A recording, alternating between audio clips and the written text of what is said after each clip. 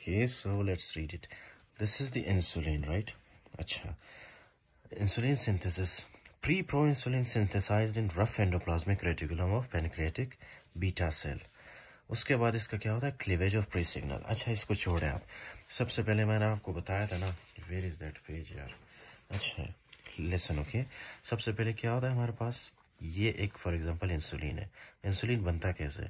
सबसे पहले होता है इंसुलिन के पास pre signal. Okay, pre signal के बाद आता है बीटा चेन, फिर उसके बाद आता है C chain and A chain, right? तो इस तरह से मैंने आपको बताया था कॉम्बिनेशन होता है इसका. फिर आगे जाके क्या होता है? इसको हम क्या कहते हैं? सबके कॉम्बिनेशन को हम कहते हैं प्री प्रो इंसुलिन. फाइन. फिर ये प्री प्रो इंसुलिन किस में कन्वर्ट होता है? प्रो इंसुलिन में. कैसे कन्वर्ट होता है? कि इसके पास ये जो प्री सिग्नल है ना, इस प्री सिग्नल की ब्रेकडाउन होती है, ये रिमूव होता है. तो जब ये रिमूव होगा प्री सिग्नल, हमारे पास क्या बचेगा? एक बी चेन, एक सी चेन बचेगा और एक ए चेन. फाइन. दोनों के बीच में क्या होगा? Disulphide bond, right? तो ये अभी हमारे पास क्या बन गया? Pro insulin. फिर ये प्रो इंसुलिन है, इसके मजीद ब्रेकडाउन होता है, राइट? मजीद ब्रेकडाउन होने के बाद ये हमारे पास एक तो क्या बनता है? एक इंसुलिन बनता है, ओके, जिसमें क्या है? बी और ए चेन. उसके बाद एक ये बनता है सी पेप्टाइड, जो कि किस चीज़ से बना होता है? सी चेन से. That's it. ओके, और ये सारा मैंने आपको मैकेनिज्म एक्सप्लेन किया था कि ये प्री प्रो इंसुलिन जाता है रफ एंडोप्लाज्मिक रेटिकुलम. ये ब्लू कलर में जो मैंने बनाया, this is the rough endoplasmic reticulum. फिर रफ एंडोप्लाज्मिक रेटिकुलम के अंदर इसके ऊपर एंडोपेप्टाइडेजेस एक्ट करते हैं, जिसकी वजह से इसकी क्लेवेज होती है. फाइन. इसका ये जो प्री सिग्नल सीक्वेंस है, इसकी क्लेवेज होती है. फिर उसके बाद ये इस तरह से आता है गोल्जी ऑपरेटस में. So everything I have explain in very detail. Okay, और जब ये सेल से एक्सोसाइटोसिस के थ्रू निकलता है तो इसके अंदर क्या होता है? एक इंसुलिन होता है और दूसरा C peptide. Okay, exocytosis of insulin होता है एंड सी पेप्टाइड, दोनों की एक्सोसाइटोसिस होती है equally. Both insulin and C peptides are increased in endogenous insulin secretion. इसका मतलब क्या? इसका मतलब ये है ना कि जब हमारी बॉडी इंसुलिन प्रोड्यूस करती है ना, ओके, इंसुलिन के साथ जो है सी पेप्टाइड भी इंक्रीज होता है. फाइन. ओके, क्योंकि जब बीटा सेल जो है इंसुलिन प्रोड्यूस करता है तो इंसुलिन के साथ क्या रिलीज करता है? ये सी पेप्टाइड. दोनों एक साथ इक्वली जो है ये रिलीज होते हैं. Okay, fine. जैसे कि टाइप 2 डायबिटीज मेलाइटस में इंसुलिन, सिक्रेटोगोजियस में, इंसुलिनोमा में. इंसुलिनोमा क्या है? ये एक ट्यूमर है इंसुलिन का. फाइन. बीटा सेल का मतलब एक ट्यूमर है जिसमें इंसुलिन की प्रोडक्शन बहुत ज़्यादा होती है. We will study this in the upcoming lectures. Whereas exogenous insulin lacks C peptide. इसका सिर्फ ये मतलब है ना कि जब आप बाहर से इंसुलिन लेते हैं, राइट, बाहर से यानी कि आउटसाइड, बाहर से जब आप इंसुलिन लेते हो तो बाहर वाले इंसुलिन में सिर्फ इंसुलिन होता है, उसमें सी पेप्टाइड नहीं होता, राइट? आप जब पेशेंट्स को भी देते हो तो उसमें क्या होता है? सिर्फ इंसुलिन होता है, सी पेप्टाइड नहीं होता उसमें. लेकिन जब आपकी बॉडी इंसुलिन प्रोड्यूस करती है तो वो इंसुलिन के साथ सी पेप्टाइड भी प्रोड्यूस करती है, right? Insulin is synthesized in pancreas and cleared by both liver and kidneys. तो इंसुलिन कहाँ पे बनता है? दिस इज वेरी ऑब्वियस यार, ये बीटा सेल्स में बनता है. ओके, और ये हमारे बॉडी से क्लियर कैसे होता है? लीवर और किडनीज के थ्रू. That's it. फिर उसके बाद है function of insulin. Both binds receptor tyrosine kinase activity, okay, inducing glucose uptake, carrier tissue and gene transcription, anabolic effects of insulin. इसका मतलब क्या है? Let me explain for you. Book के अंदर जो है थोड़ा सा आपको डिटेल में मतलब इन शॉर्ट बताया जो कि आपको समझ नहीं आएगा. सबसे पहले इंसुलिन आता है, ये इंसुलिन है, राइट? ये छोटा सा बच्चा, ये अपने रिसेप्टर के साथ बाइंड करता है सेल के ऊपर. ये आपके पास ये एक सेल है, ओके, जो कि पिंक कलर में मैंने ड्रॉ किया. तो ये अपने रिसेप्टर के साथ एक्ट करता है. फिर ये जो है फॉस्फोटिडाइल आइनोसाइटोल 3 काइनेस पाथवे सारा स्टिमुलेट होता है, right, which I explained in detail. ये सारा स्टिमुलेट होता है. तो सबसे पहले एट द एंड हमारे पास क्या बनता है? एक्ट या प्रोटीन काइनेज भी. अब ये जो प्रोटीन काइनेज भी है, सबसे पहले ये क्या करता है? आपके सेल के अंदर इस तरह से वेजिकल्स होते हैं, ओके. इन वेजिकल्स के अंदर क्या है? ट्रांसपोर्टर्स. ये देख रहे हो, ये एक वेजिकल है, ये स्फेरिकल शेप में. इसके अंदर इस तरह से क्या होते हैं? ट्रांसपोर्टर्स 1 2 3 4. फिर ये जो प्रोटीन काइनेज भी है, ये इस वेजिकल को, ट्रांसपोर्टर्स को कहाँ पे लेके जाता है? सेल मेम्ब्रेन की तरफ.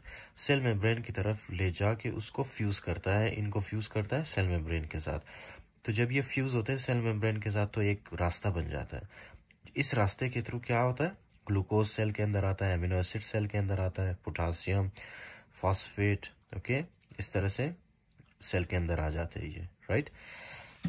अच्छा, तो सेल के अंदर जब आता है तो क्या होता है? Increase glucose transport in skeletal muscle and adipose tissue.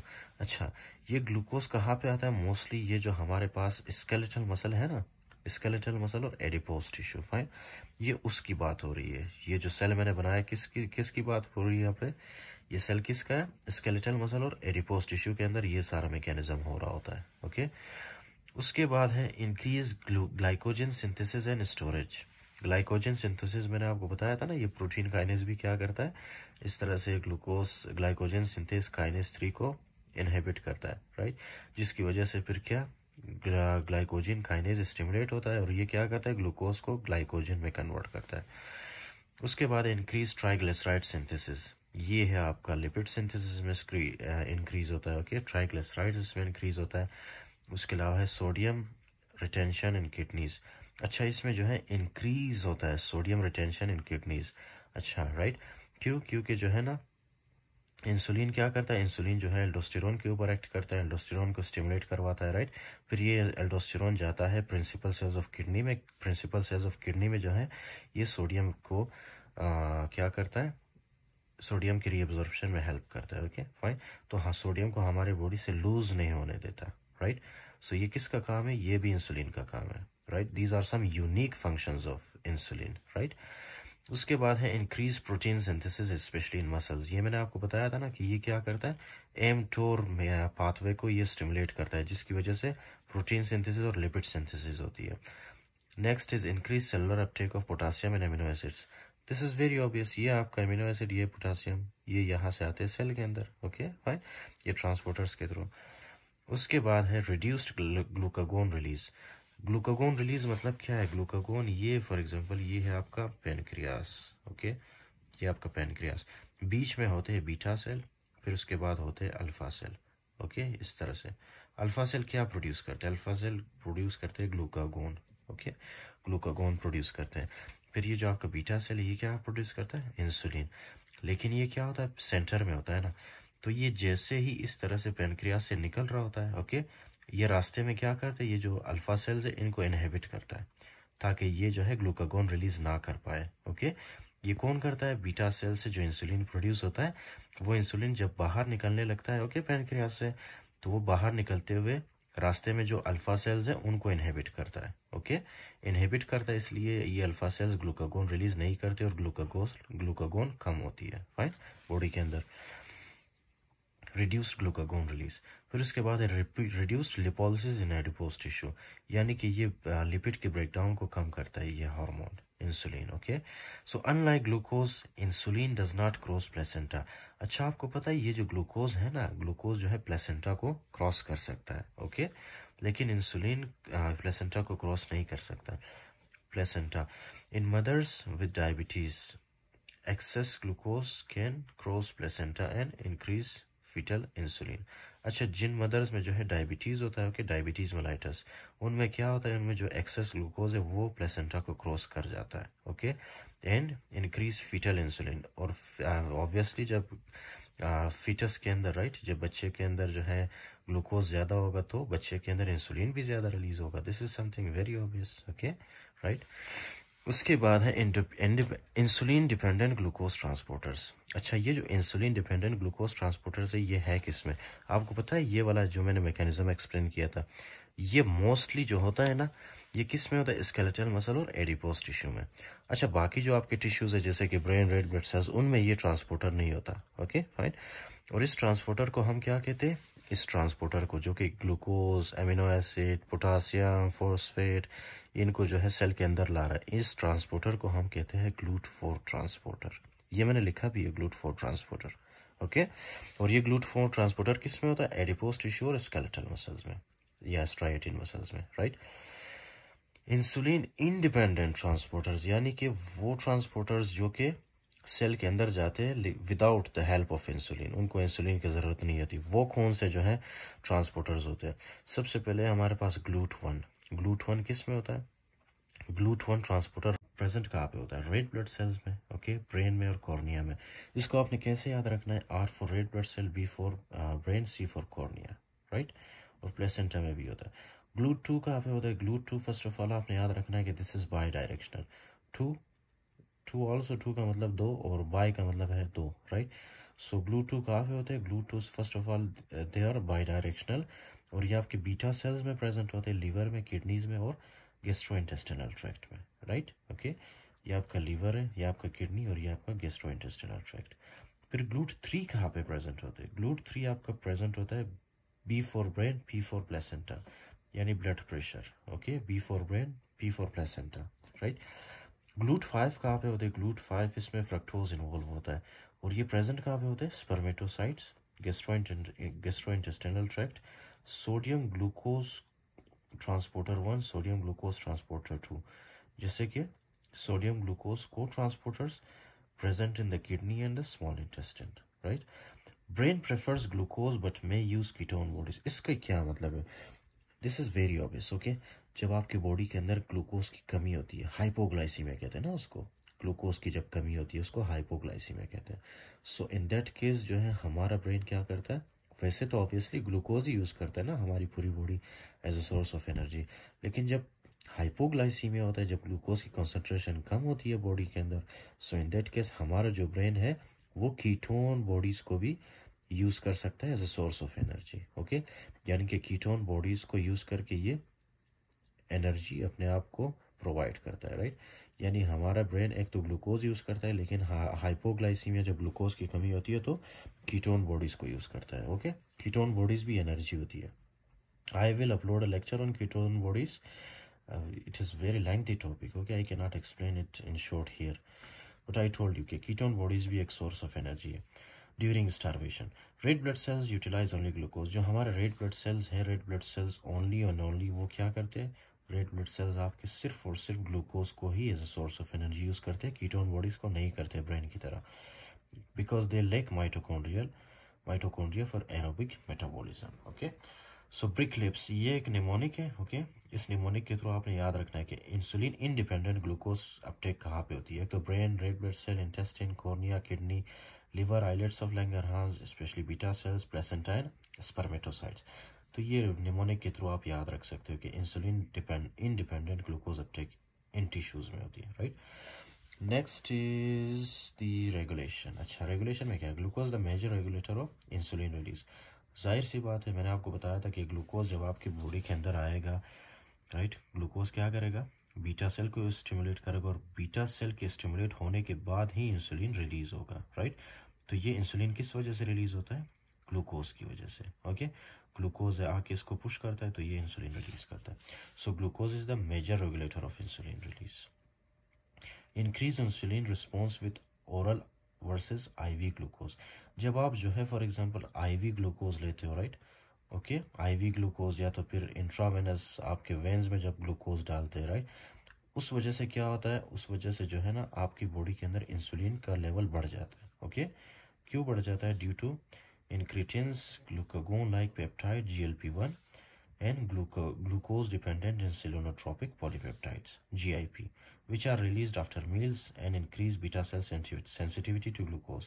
Listen, ये जब आप मील लेते हो, मील आपको पता है किसको स्टिमुलेट करता है?